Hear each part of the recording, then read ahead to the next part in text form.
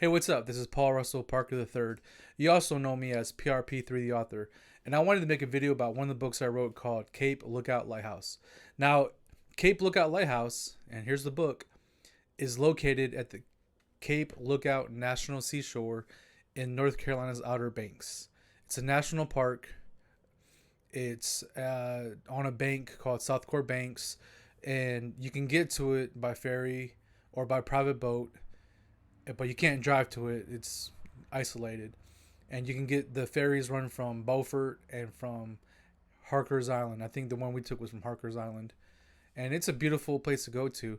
The lighthouse itself is out of commission. It's decommissioned. It no longer serves its original purpose, but it is part of the National Seashore, so it is maintained, and it still acts as an aid to navigation.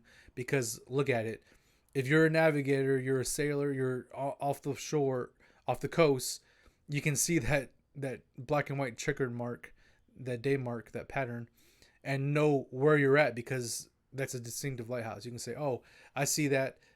That's Cape Lookout." I know where I'm at. Also, a light does shine still, and it's still maintained by the Coast Guard, even though the National Park Service maintains the site and the building itself and the facilities around it, but the Coast Guard maintains the light. And it is a nice, fun place to go. You can take the ferry from Harker's Island, Beaufort. My family, we actually stopped at an island on the way on the ferry called Shackleford Banks that has wild horses that were stranded there from a Spanish shipwreck. They said in the 1600s, and the offspring are still there. So that's a fun little stop. The seashore has facilities. There's a gift shop, there's a bathroom, but there's no trash can. So whatever you bring to the island, you're expected to take off the island with you, and you can get to it from private boat, like I said, kayaks if you can get out there, you swim that, paddle that far. There's campgrounds and whatnot. And one of the main reasons why I wrote this book is because when I was in the gift shop, I couldn't find anything about it.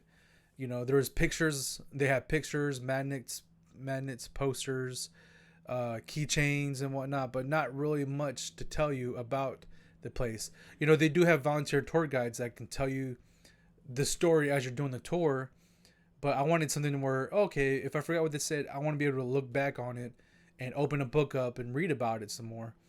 There's a little museum in the lightkeeper's house, a couple objects in a room or two, but it really doesn't tell you anything, and there's not really something you can look elsewhere to find a lot of information about Cape Lookout Lighthouse. So I said, you know what, I want to commemorate my trip. I want to write a book about it. I want to take pictures.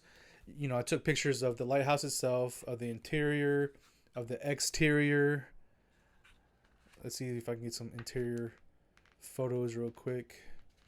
I don't want to keep you hanging too much.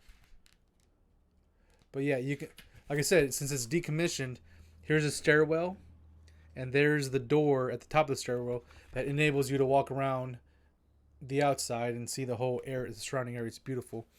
So I wanted people to be able to have something that they can give as a gift or receive as a gift. Like, oh wow, I had a trip to the lighthouse. Which one was it? Cape Lookout. Okay. Oh yeah, here's a book. You can have that, and you would look at it and have all these positive memories of your trip, or you can give it out and give it to someone and say, hey, I know you like lighthouses, or I know you like to go to the beach or whatever. Here's a book, and it could get them interested in the lighthouse itself and spur them on to take a trip. And like I said, another reason why I did it was I think not many people know the history of the Cape Lookout Lighthouse itself. So the book contains history of lighthouses in general, some information about the structure itself, but also talks about its history, when it was built, how tall it is. It was what happened to it during the Civil War. A lot of people don't know, but it was almost blown up.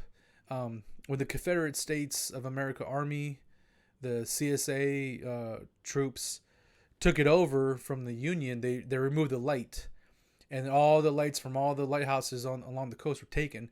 And of course, the area where that lighthouse is located at is, considered the graveyard of the Atlantic. It's a very dangerous place. A lot of shoals, a lot of little islands that, you might not see some of them are submerged, so a lot of shipwrecks have happened in the area. So the CSA removed all of the lighthouses on the coast, all their lights, because they didn't want to have the Union, the United States Army or United States Navy, have aids to navigation around the area. They wanted them to have a harder time. When the United States Army took the area back where this is located, Carteret County, North Carolina, they installed a light until they could find the original light, which was hidden away. And some Confederate saboteurs actually went out to the lighthouse and tried to destroy it. They detonated a bomb and damaged the conical the stairs off of the conical structure, but they didn't actually damage the lighthouse itself. And it destroyed one of the small storage buildings and whatnot. But yeah, a lot of people don't know that. They don't know that it was a structure that was also used to locate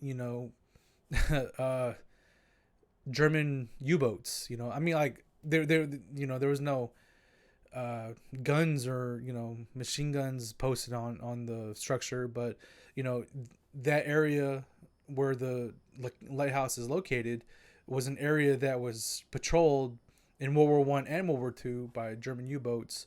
So this structure was used to help locate some of those enemy vessels, or try to locate some of those enemy vessels. So it has a lot of history in our area, in the area of North Carolina, in America's history, because like I said, just because it happened here doesn't mean it's just the local area's history. The history of the local area is the history of America too. So it has a lot of fun information like that, a lot of interior, exterior pictures. And I just wanted to give people a chance to have something more than just a keychain or a magnet. You can have a book. The font's big, so your young readers can read it with no problem. Your older readers who might wear glasses or have vision problems will be able to read it as well. It's not a long read. It's not a novel or anything. It's just like a gift book, a little tour guide book, a little coffee table book, something that I think will be nice to help commemorate your trip to the Outer Banks if you ever get to see the island, because it's not one of the ones you can drive to. You can drive to several of the lighthouses, across bridges to get to them, but that one, there's two of them in the Outer Banks that you need to take a ferry to. This one in Ocracoke. So I wanted to make something for everyone. So that's the book. It's available paperback, but also as an ebook through Amazon, because like I said, you can give it to your young ones. You might get them interested in the lighthouse or lighthouses. It's a nice little fun read, and you see the pictures. You can expand them in your little Kindle e-reader or your phone e-reader and whatnot. So yeah, if you ever get a chance, you won't find it in the gift shop yet. You won't find much in the gift shop when it comes to any of the lighthouses you visit, because not really many people are writing about them. So if you get a chance, you can check it out on Amazon. You can Google my name, Paul Russell Parker III, or Google PRP3 the author, or Google Cape Lookout Lighthouse book. And if you find my social media pages, you'll find the book. And then you can either look it up, get the ebook copy, or get the paperback.